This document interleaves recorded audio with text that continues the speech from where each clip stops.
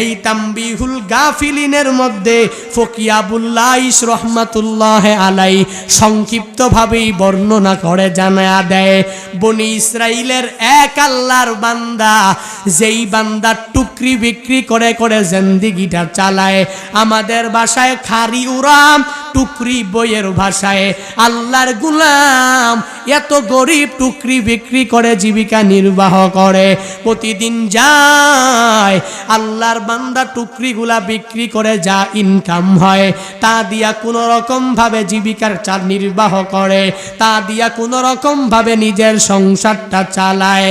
বনি ইসরাইলের আল্লাহর গোলাম টুকরি বিক্রি করতে করতে এক পর্যায়ে ওই জামানার রাজার বাড়ির সামনে দিয়া যখন যায়, রাজার যে স্ত্রী রানী, তার একটা দাসী ছিল, দাসীটা তার দিকে তাকায়া দেখে এত সুন্দর চেহারার অধিকারী তো আমি পুরুষের মধ্যে দেখি নাই, এত সুন্দর চেহারা, কিন্তু সে টুকরি বিক্রি করে, তাকে আমার লাগবে। রানীমার কাছে যাইয়া রানীমাকে বলে, ও রানীমা, ও রানীমা, আপনাদের রাজ দরবারের সামনে দিয়া এক আল্লাহর বান্দা যায়, যেই বান্দা টুকরি বিক্রি করে করে সুন্দর চেহারা নিয়ে যায়।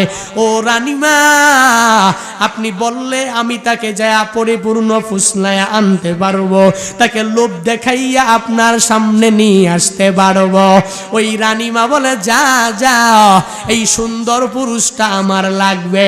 ওই দাসী আল্লাহর বান্দা বনি ইসরাইলের টুকরি বিক্রেতার কাছে এসে টুকরি বিক্রেতাকে ধরে ধরে ধরে ধরে যখন রানীমার কাছে নিয়ে যায়, টুকরি বিক্রেতা তো মনে করেছে রানীমা আমার কাছে টুকরি ক্রয় করবে, আজকে অনেক দামি দামি কিছু টাকায় টুকরিগুলো বিক্রয় করতে পারব।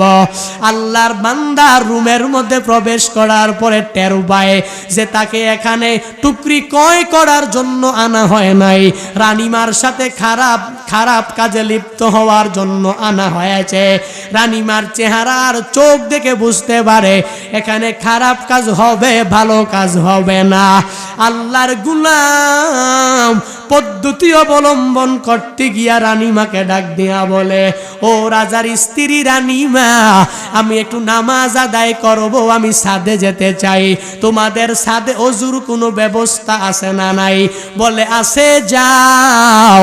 ওই রানীমা রানী কোনোভাবেই বুঝতে পারে নাই যে এই লোকটা ওই জায়গায় গেলে লাফ দিয়া তো নেমে চলে যেতে পারে, অথবা দেয়াল দেয়াল টপকে আস্তে আস্তে নেমে নেমে চলে যেতে পারে, কিন্তু ভাবে নাই কারণ রানীর অন্তরে তো আমার মালিকের ভয় নাই। ওই আল্লাহর বান্দা যদিও টুকরি বিক্রেতা, তার অন্তরে ভয় আছে একজনের, চিল্লায়া বলো তার নাম। আল্লাহর গোলাম টুকরি বিক্রেতা আল্লাহর বান্দা যখন ইজাজত পেয়ে গেল, ওই রানীমা দাসীকে ডাক দিয়া বলে, তোমার হাতে দিয়া দিলাম, তাকে নিয়া নিয়া তুমি ছাদের উপরে উঠে যাও, ছাদের উপরে যা সে ওযু করবে, তুমি চলে আসো, তুমি তার সাথে থাকার প্রয়োজন নাই। ওই বনি ইসরাইলের টুকরি বিক্রেতা আল্লাহর বান্দা যখন ছাদের মধ্যে গিয়া উঠে যায়, ওযু তো করবে না, বরং আমার মালিকের কাছে একটু আবদার জানানোর জন্য গিয়েছে, কারণ আল্লাহর ভয় অন্তরের মধ্যে নিয়া নিয়া এই বান্দা তো খুব সুন্দরভাবে ইহকালীন জিন্দেগি পালন করছে, ইহকালীন জিন্দেগি বান্দা বাস্তবায়িত করছে। ছাদের উপরে কেউ নাই, কেউ দেখে না বান্দা যে এই বিপদে আছে, কিন্তু একজন তো দেখে, চিল্লা বলো তার না। ওই টুকরি বিক্রেতা আল্লাহর গোলাম ছাদের মধ্যে উঠে উঠে আল্লাহর কাছে বলে, হে মালিক, 70 বছর আমি ইবাদত করেছি, তোমাকে ভয় করেছি আল্লাহ।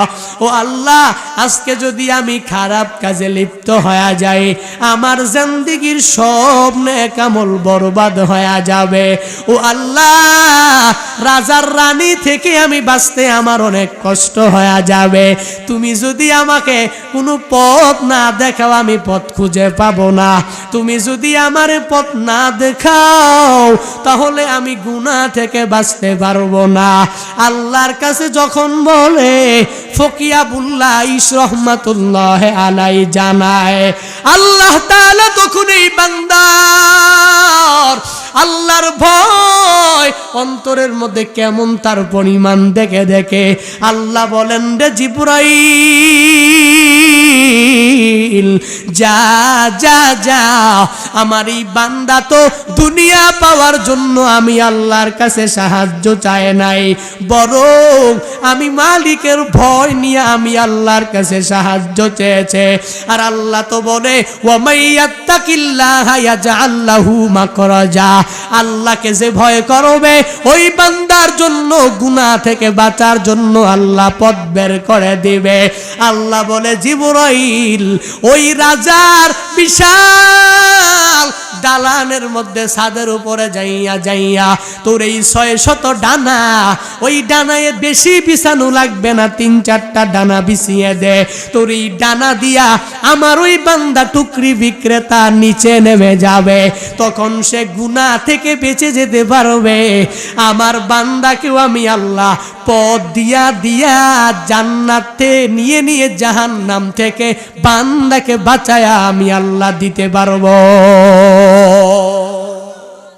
কি বোঝা যায়? ওয়া মাইয়াত্তাকিল্লাহ ইয়াজআল লাহু মাখরাজা। বান্দা সূরাতুত তালাকের 2 নম্বর আয়াত, তাকওয়া বান্দার জন্য পুরস্কার।